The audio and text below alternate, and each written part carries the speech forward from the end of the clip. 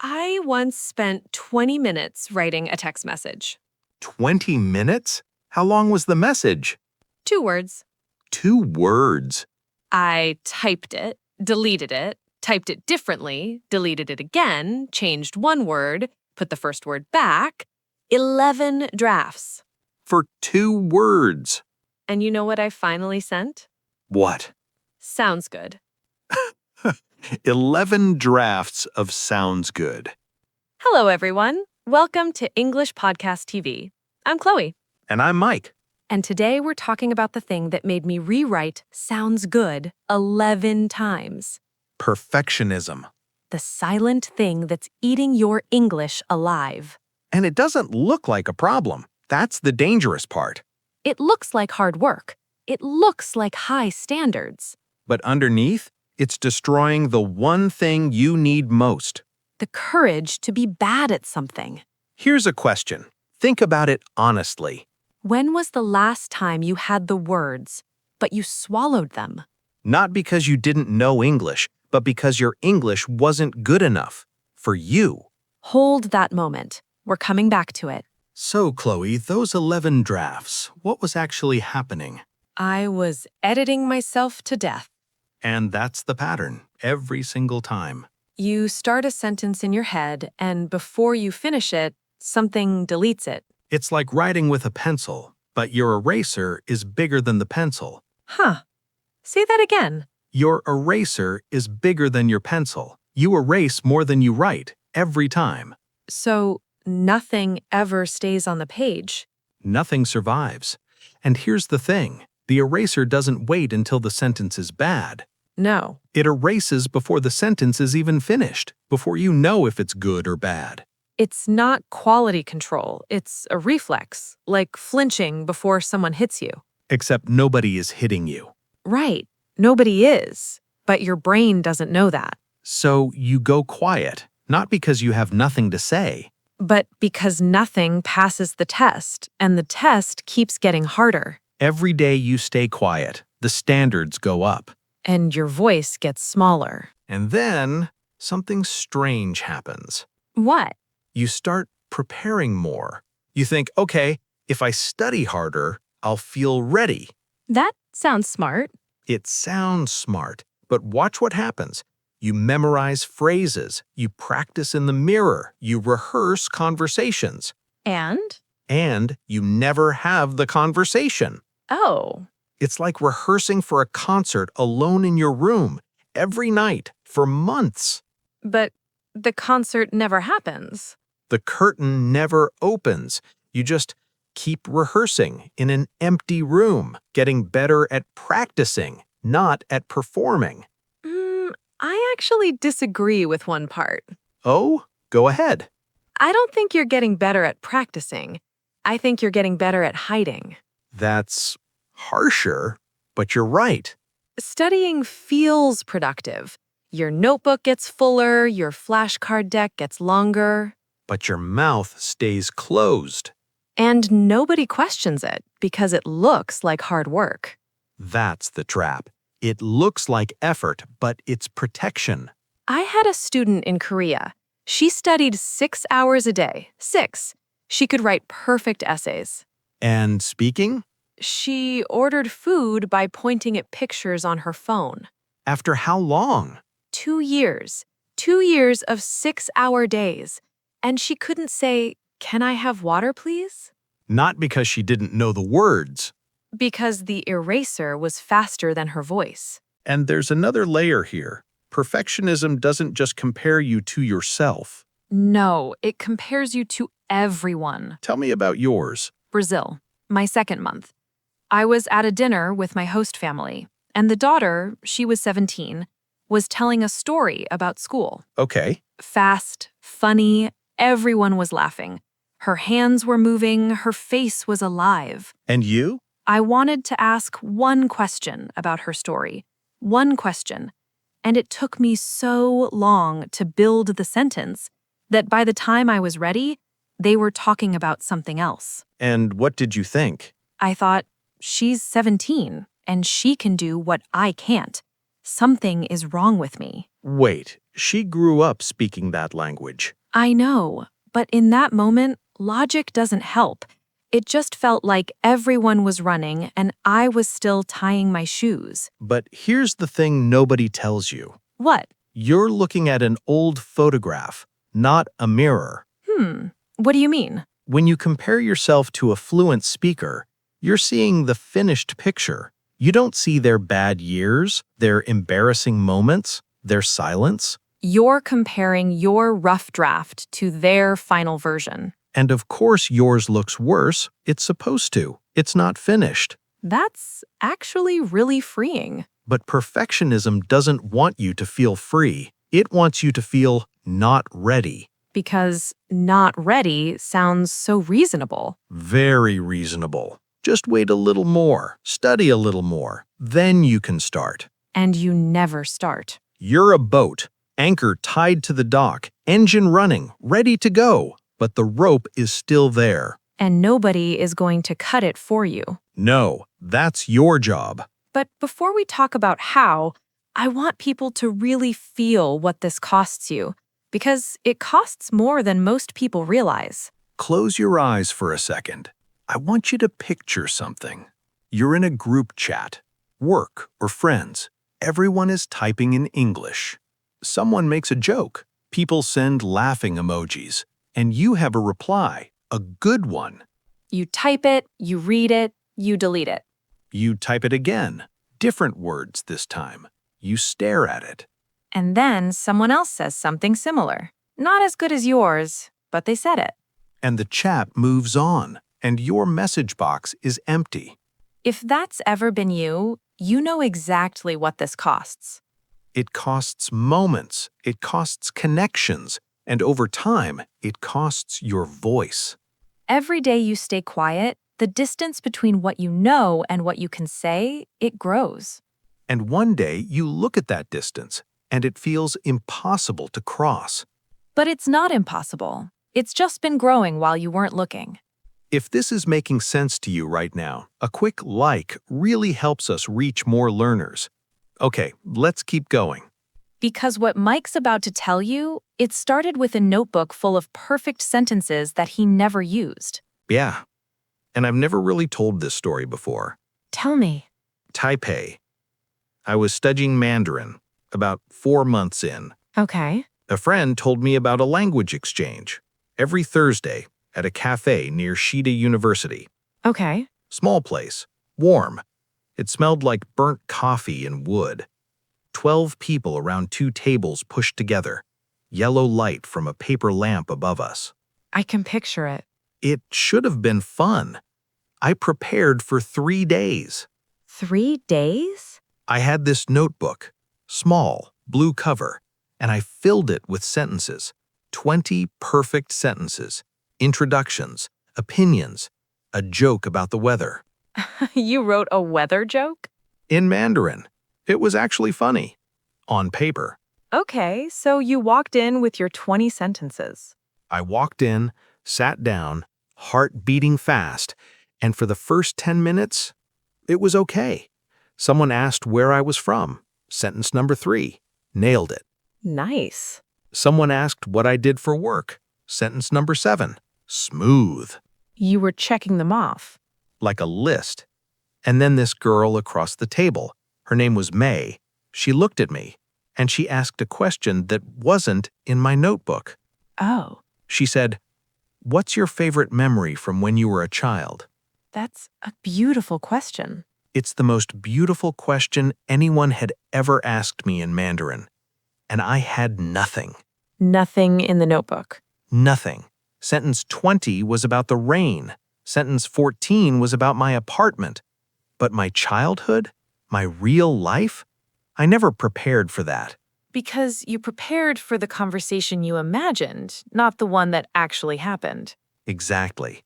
And I sat there, mouth open, and I could feel the table getting quiet. How long? Maybe 10 seconds. But 10 seconds of silence in a group, it's loud. You can hear every cup, every chair. Mm-hmm. And May, she was kind. She smiled. She said, "It's okay, take your time." She waited for you. She waited, and I opened my mouth to say something, anything, and my brain said, "It won't be good enough." The eraser. Faster than my voice. And after another few seconds, she nodded, gently, and turned to the person next to her. She let you go. She let me go, and the conversation moved on like water around a rock. Everyone kept talking, and I just sat there.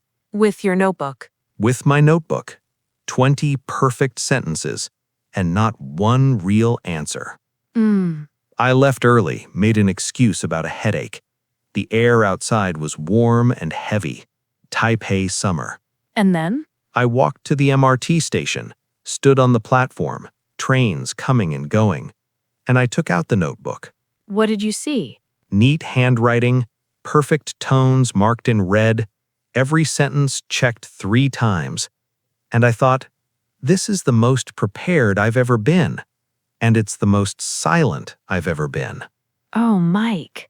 I asked me about my childhood, and I had a memory, a real one. My grandfather's garden, the smell of tomatoes in the sun. I could feel it. You had the answer. The answer was right there, in my body, but I couldn't say it because it wasn't in the notebook. It wasn't prepared. It wasn't perfect. So you chose silence over something real. I chose the notebook over myself. And standing on that platform, with the trains going past, I understood something. What? Perfectionism didn't make me better. It replaced me. I showed up with 20 sentences, but none of them were mine. They were a costume. And May didn't want the costume. She wanted the person, and the person was too scared to show up. What did you do with the notebook? I still have it, in a drawer. I keep it to remind myself. Preparation is not the same as presence. Preparation is not the same as presence. That's the sentence. That's the shift. From that night, I stopped trying to be ready. I started trying to be real. So what did real look like after that night? 3 things, and the first one came directly from that notebook. If you're listening, all 3 of these are things you can try today. Number 1, I call it the rough draft. The rough draft. Okay, tell me. When you speak, give yourself permission to say the first version, not the best version, the first one. Even if it's messy? Especially if it's messy. A rough draft is the version before editing, and that's what your first sentence should be. So instead of waiting for the perfect sentence, You say the ugly one. You say, "My grandfather, garden, tomatoes smell good." And that's enough. because the other person understood. Completely. They saw the garden, they smelled the tomatoes. The grammar was broken, the meaning was perfect. And next time, the sentence gets a little smoother. Every time. That's why it's a draft. It's not the final version, it's just the first one. And the first one is the hardest. Okay. Number 2 is mine, and it connects to something you said about the eraser being faster than your voice. Let's hear it. I discovered this while teaching in Istanbul. I call it the mistake collector. That sounds fun. Or terrifying. Both. Here's the idea. You wake up, and your goal for the day is to collect 5 mistakes in English before lunch. Collect them? Like on purpose? On purpose. You're not avoiding mistakes. You're looking for them, like a collector, So a mistake stops being a failure. and becomes a score. You're winning by making mistakes. That's clever. But does it actually work? Or does it just make people careless? Good question. And the answer is, the people who need this are never careless. They're the opposite. They're so careful that they say nothing. So this isn't about being sloppy, it's about giving yourself permission to be human. That's a good answer. I tried it myself with Turkish. I hit 5 mistakes by 9 in the morning. Before breakfast? Almost. And I spoke more that morning than I had all week because the game changed. From don't fail to collect more. Exactly. What's number 3? This one is for the people who say, "I'll start speaking when I'm ready." That was me with the notebook. Added 20 sentences, and I still wasn't ready. I I know those people. I call it the 80% door. The 80% door. What does that mean? If you understand 80% of what someone says, you're ready to speak. Not 100%? Never 100. Nobody understands everything, not even native speakers. 80% is the door. And if you can follow this podcast right now, You're already past 80. The door is open. The question is, will you walk through it? or will you keep rehearsing in the empty room? So we've talked about the problem and the tools, but I want to hear what it looks like when someone actually walks through that door. Yeah. Let me tell you about Emre, Who's Emre? a simit seller in Istanbul, on the corner of my street. Simit, that's the round bread with sesame seeds? Exactly. He had a red cart. Every morning at 7, you could smell the sesame from my window. Okay. My first morning, I walked up. I knew one sentence in Turkish. Bir simit, lütfen. One simit, please. That's clean. That's good. Except I said it so fast and so quiet that he leaned in and said, Efendim? That means pardon? He made you try again. I love that. Right. So I said it again, slower, and he handed me a cement. And then he said something I didn't understand. I just smiled, paid, walked away. Classic. Next morning, same corner, same red cart. He saw me coming and he held up a cement before I even spoke. He remembered you. He remembered me. And this time I was ready. I said my sentence. He said something back, and I caught one word. Çıtır. What does that mean? Crispy. He was telling me this one is crispy today. Fresh. How did you figure it out? Because he broke the cement in half, and I heard the crack, and he pointed at it and said the word again. Çıtır. He taught you with the sound.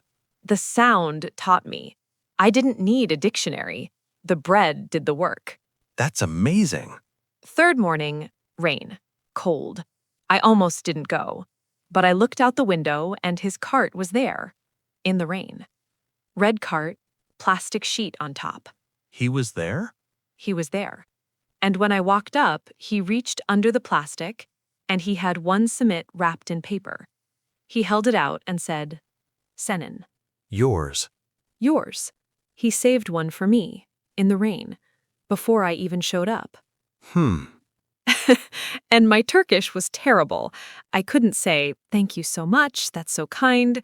I just said, çok teşekkür çok, which is basically very, thanks, very. The rough draft. The roughest draft. But he understood everything. He waved his hand, like, don't worry about the words. Because the words weren't the point. The showing up was the point.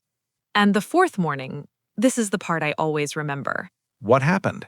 A tourist stopped at the cart, German, I think, pointing at things, confused, and Emre looked at me, not at the tourist, at me, and he raised his eyebrows.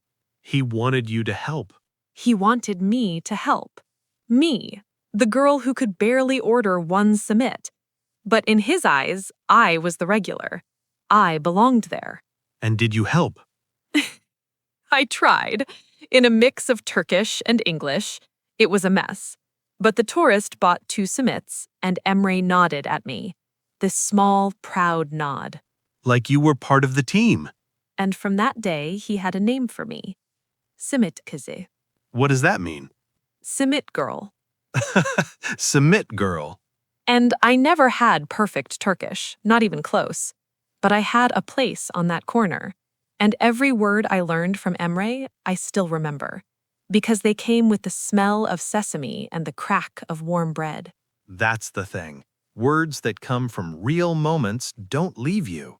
And that's how it works with English, too. Your English grows in the real, messy, scary moments where you try anyway. The first brick doesn't have to be straight. It just has to be there. Without it, there's no wall at all. Okay, let's take a breath. There were some powerful words in today's conversation.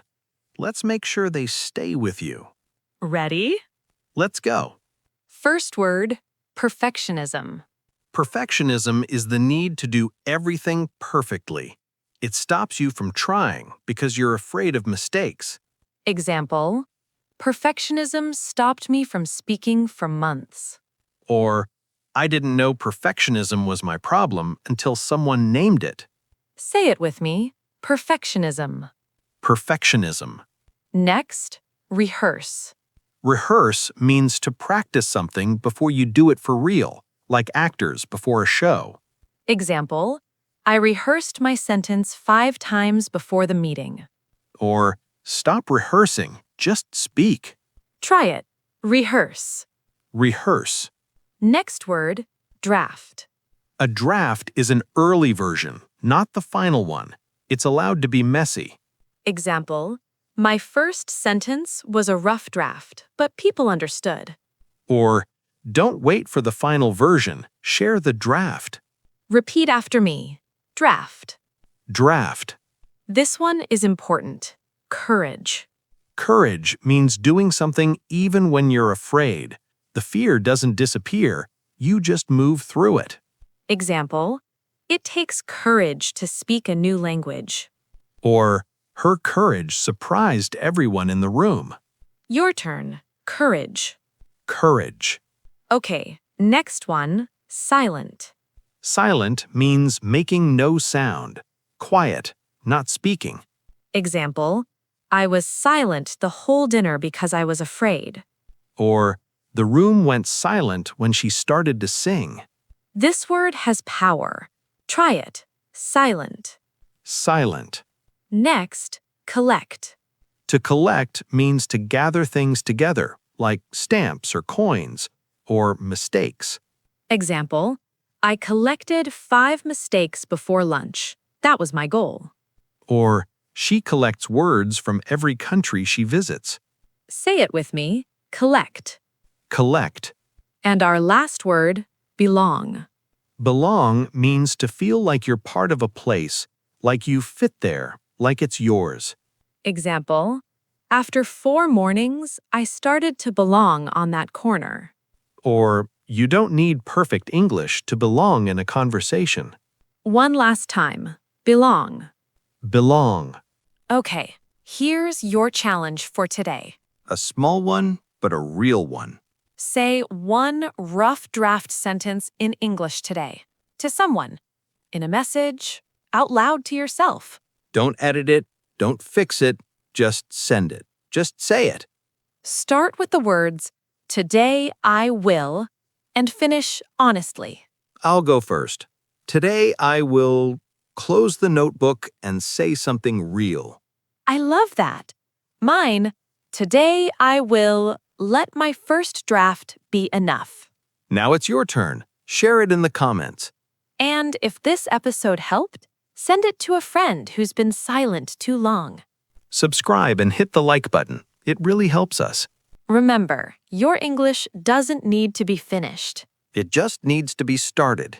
And somewhere out there, there's a red cart on a corner and someone who'll break bread in half just to teach you a word. You just have to show up, even if the words come out wrong. The first brick doesn't have to be straight. It just has to be there. See you next time. Bye, everyone.